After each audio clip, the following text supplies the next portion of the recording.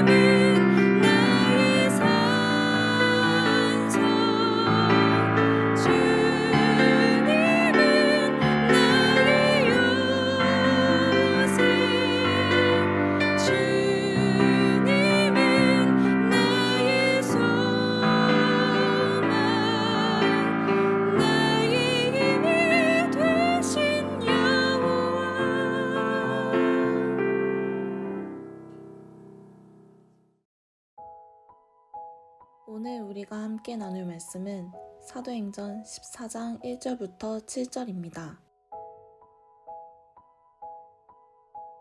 이에 이고니온에서 두 사도가 함께 유대인의 회당에 들어가 말하니 유대와 헬라의 허다한 무리가 믿더라. 그러나 순종하지 아니하는 유대인들이 이방인들의 마음을 선동하여 형제들에게 악감을 품게 하거늘 두 사도가 오래 있어 주를 힘입어 담대히 말하니 주께서 그들의 손으로 표적과 기사를 행하게 하여 주사 자기 은혜의 말씀을 증언하시니 그 시내의 무리가 나뉘어 유대인을 따르는 자도 있고 두 사도를 따르는 자도 있는지라. 이방인과 유대인과 그 관리들이 두 사도를 모욕하며 돌로 치려고 달려드니 그들이 알고 도망하여 루가오니아의 두 성 루스드라와 더베와 그 근방으로 가서 거기서 복음을 전하니라. 아멘. 반갑습니다. 오늘 사도행전 14장 1절부터 7절을 중심으로 편안함과 평안함, 편안과 평안이라는 주제의 말씀을 함께 나누겠습니다. 이스라엘은 실패했지만 하나님은 늘 승리하신다. 하나님의 계획에 있어서 이스라엘의 못남이 문제가 되거나 방해되지 않았다라는 것이 지난주 토요일에 나누었던 로마서 11장이었습니다. 11장 12절 우리 함께 읽겠습니다. 시작. 그들의 넘어짐이 세상의 풍성함이 되며 그들의 실패가 이방인의 풍성함이 되거든 하물며 그들의 충만함이리요. 하나님께서는 그들의 넘어짐과 실패를 통해서도 하나님 나라의 놀라운 역사를 이루십니다. 그것이 바로 이방인들이 예수를 믿고 주께 돌아오게 된 그 일입니다. 그 일의 시작은 유대인들의 못남 때문이었지만 그것을 통해 이루어낸 하나님의 놀라운 역사는 이방인들까지도 주께 돌아오게 된 역사였다고 말씀을 드렸습니다. 그것은 단지 유대인들에게만 해당되는 일은 아닙니다. 바울도 마찬가지였고 마가 요한도 그랬고 둘째 아들도 그랬고 오늘 우리의 삶도 마찬가지일 것입니다. 우리의 못남과 우리 실패가 우리를 죽음으로 끌고 가려고 하지만 하나님께서는 우리 모든 운명, 우리의 결국을 생명으로 바꾸셨습니다. 오직 예수님께서 십자가에 죽으셨다가 부활하신 그 부활의 능력, 죽음의 권세를 깨뜨리고 이기신 부활의 그 능력이 우리 모든 결국을 바꾸신 것을 믿으시기 바랍니다. 그것이 바로 우리가 알고 믿는 복음입니다. 바울은 그 분명한 믿음을 소유했습니다. 그래서 바울의 태도 속에 그 당당함이 있는 것이죠. 자기를 거부하고 쫓아내버린 사람들로 인하여 절망하거나 위축됨이 전혀 없습니다. 오히려 그 태도 속에 보면 당당함이 있어서 먼지를 떨어버리고 떠날 수 있었죠. 그게 이제 사실은 지난 본문의 마지막 부분인데 13장 50절부터 52절 우리 한 목소리로 읽겠습니다. 시작. 이에 유대인들이 경건한 귀부인들과 그 신의 유력자들을 선동하여 바울과 바나바를 박해하게 하여 그 지역에서 쫓아내니 두 사람이 그들을 향하여 발에 티끌을 떨어버리고 이고니온으로 가거늘 제자들은 기쁨과 성령이 충만하니라. 쫓아냄을 당하고 쫓겨남을 당했지만 그들은 위축되지 않았죠. 발에 먼지를 떨어버렸을 뿐 아니라 여기 52절에 중요한 표현이 있는데 제자들은 성령과 기쁨이 충만했다. 여전히 충만했다. 바울은 그렇게 자리를 옮겨가게 됐지만 쫓겨나서 옮겨갔는데 하나님께 전혀 서운해하거나 혹은 억울하지 않았습니다. 예수를 죽인 세상이 자기들에게도 여전히 신앙 현실, 삶의 현장, 하나님이 이끄신 그 자리라는 것을 잘 알았기 때문입니다. 우리의 상황은 무엇입니까? 하나님이 이끄신 자리이죠. 그 우리가 마찬가지입니다. 우리도 우리 삶의 현장에 대해서 오해하는 분들이 아주 많습니다. 우리 삶의 현장이 내가 더 기도를 못하고 혹은 더 신실하지 못해서 혹은 죄지어서 이 모양 이 꼴이라고 생각하시는 분들이 많이 계신데 그거는 성경적으로 맞는 표현이 아닙니다. 물론 기도 더 많이 하시고 더 신실하시기를 바랍니다. 그러나 그러지 못한 결과로 그 꾸중으로 지금의 모습을 갖게 된 것은 아닙니다. 우리 삶의 현장은 예수님이 계시던 때와 다르지 않습니다. 바울의 때와도 전혀 다르지 않습니다. 여전히 박해가 있고 방해가 있는 그런 신앙 현실이 우리 현실인 것이 맞습니다. 중요한 것은 그때 우리가 어떻게 하겠는가, 이게 가장 중요할 따름입니다. 오늘 본문의 바울과 전도팀은 그런 신앙 현실에 개의치 않았다는 것이 오늘 본문의 증언입니다. 1절입니다. 이고니온에서 두 사도가 함께 유대인의 회당에 들어가 말하니 유대와 헬라의 허다한 무리가 믿더라. 근데 신앙 현실이라는 이 말을 기억하면서 오늘 본문을 잘 들여다보시면 그 신앙 현실이라는 게 결코 만만치 않다는 것을 쉽게 알 수 있습니다. 어제 장로님들께서 황수영 집사님의 4차 파송을 앞두고 어떻게 표현하셨습니까? 만만치 않은 길이 있겠지만 그러나 하나님이 함께 하심을 우리는 믿는다. 같이 기도해 주시기를 바란다라고 말씀을 하셨는데 바로 그 표현이죠. 신앙 현실이 만만치 않다는 겁니다. 2절에서 우리가 확인할 수 있습니다. 함께 읽겠습니다. 시작. 그러나 순종하지 아니하는 유대인들이 이방인들의 마음을 선동하여 형제들에게 악감을 품게 하거늘 유대인들이 이방인의 마음을 선동합니다. 그렇게 전도팀에 대해서 악한 감정을 품게 만듭니다. 물론 그때에도 전도팀은 복음을 전했죠. 자기들에게 악한 감정을 품은 그들을 위해서 간절히 기도했고 하나님의 은혜를 구합니다. 3절입니다. 두 사도가 오래 있어 주를 힘입어 담대히 말하니 주께서 그들의 손으로 표적과 기사를 행하게 하여 주사 자기의 은혜의 말씀을 증언했다. 이렇게 이제 말합니다. 그리고 그렇게 한 결과 일정 정도의 사역적 열매들이 나타나는 것으로 보였습니다. 4절이죠. 그 시내의 무리가 나뉘어 유대인을 따르는 자도 있고 두 사도를 따르는 자도 있었다고 되어 있죠. 우리가 꿈꾸는 것은 이겁니다. 그들을 낳겠다. 그러나 성도는 개의치 않고 신실하게 사역을 감당했다. 그들의 역할을 감당했다. 그 결과 그들이 회개하고 주께 돌아왔다. 이게 우리가 꿈꾸는 내용, 그림입니다. 그런 역전을 기대합니다. 근데 재밌는 거는 오늘 본문을 보면 처음 부분은 똑같습니다. 그들을 낳겠다로 시작했고 중간도 똑같아요. 그러나 그들은 신실하게 자기들에게 맡겨진 사명 그 역할을 감당했다. 똑같이 가요. 그 결과 어떤 열매가 나타나는 것까지도 똑같이 갑니다.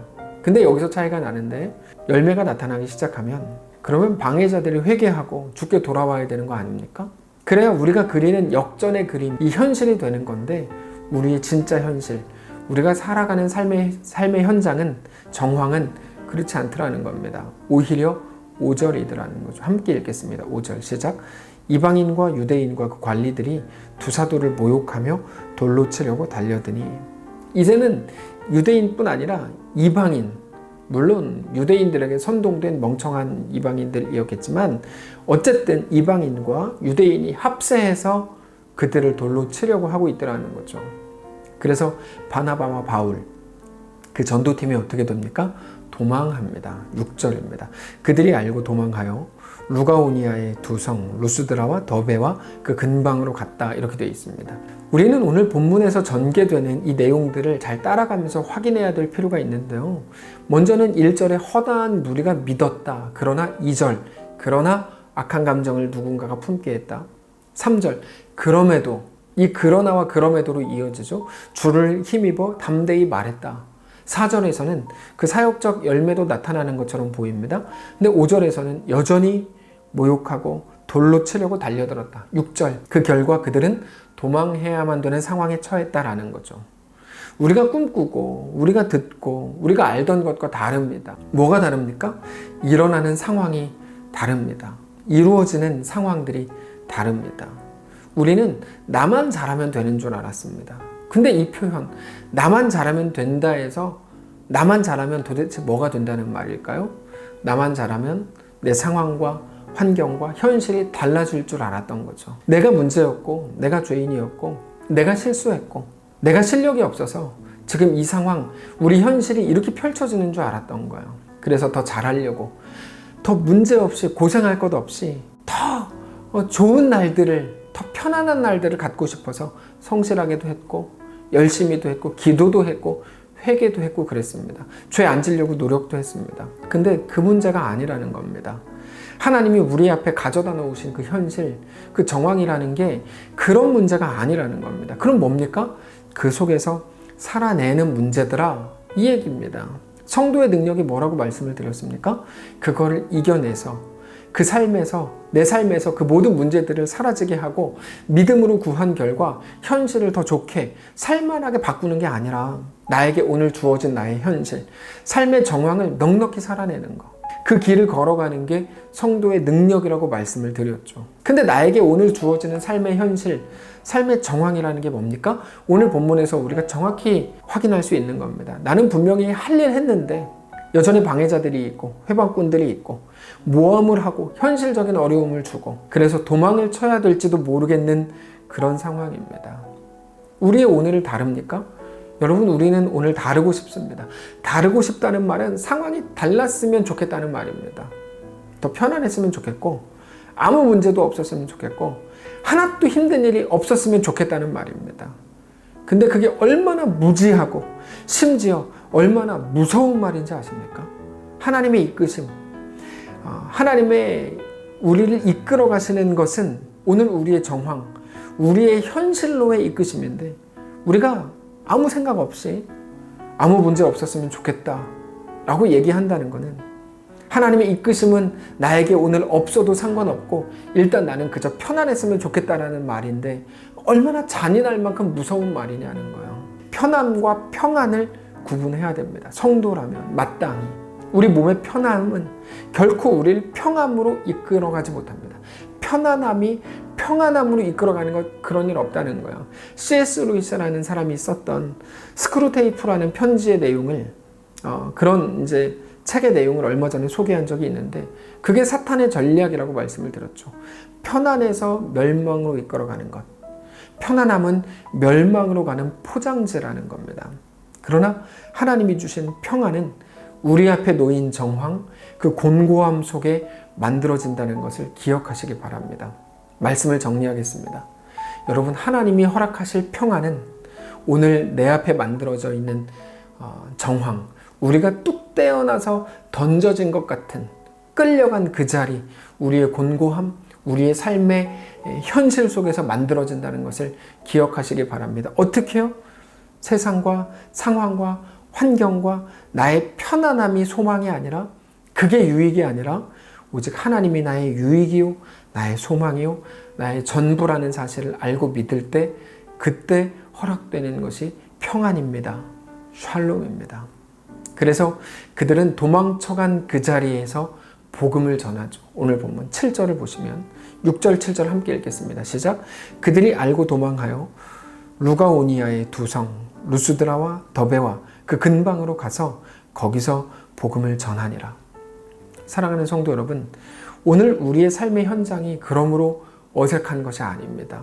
그 속에서 우리에게 허락된 그 길을 믿음으로 걷게 되시기를 바랍니다. 불편함 속에서 오직 하나님만이 우리의 유일한 소망이신 것을 알고 믿음으로 고백하시고 편안함이 아닌 평안과 샬롬이 오늘 우리의 삶에, 우리의 오늘에, 우리의 정황에, 우리의 어떤 현실 속에서도 정말로 꽉 채워지시기를 주님 이름으로 축복합니다.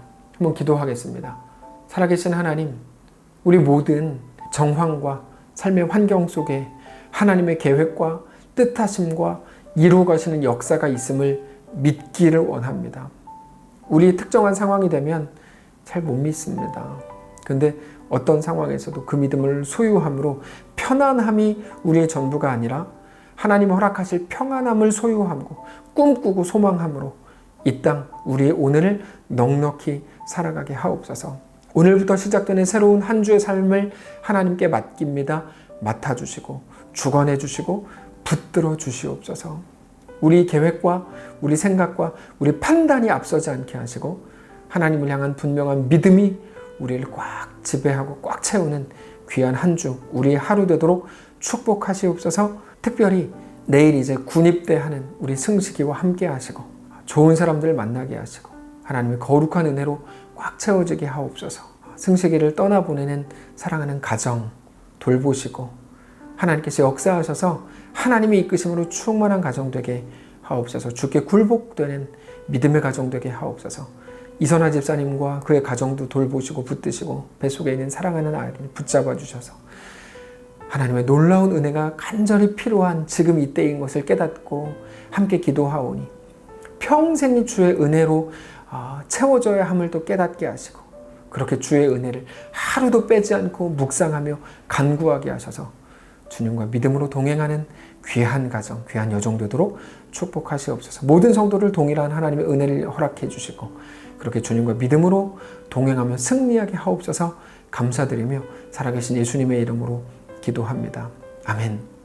사랑하는 성도 여러분, 우리에게 허락된 오늘 우리의 편안함이 아니더라도 실망하지 마시고 그러나 완전한 평안으로 이끄실 하나님을 기대하며 오늘 믿음으로 승리하는 성도들 되시기를 축복합니다.